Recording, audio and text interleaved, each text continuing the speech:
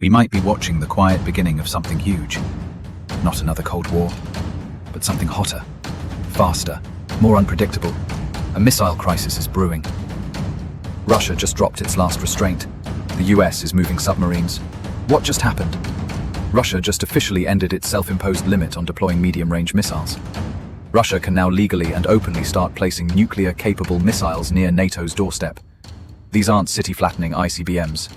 They're regional, tactical, and they can strike targets in just a few minutes.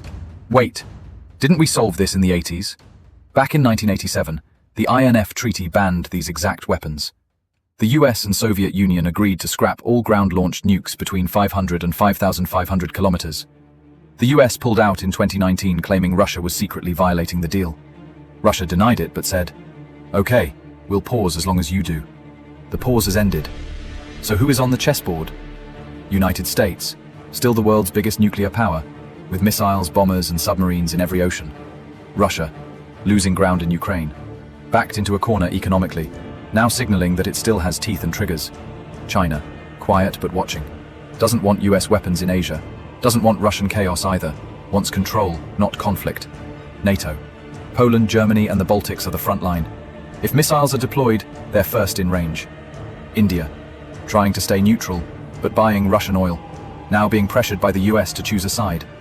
Others? North Korea watches for an opportunity. Iran might see a distraction. And Japan, South Korea, and Taiwan tighten alliances as Asia heats up.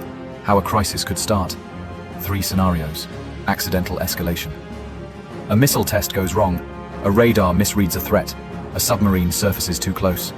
This is how World War III almost started in 1983, and it could happen again. A stunt goes too far. Trump or Putin makes a public threat. A country preemptively deploys weapons just in case.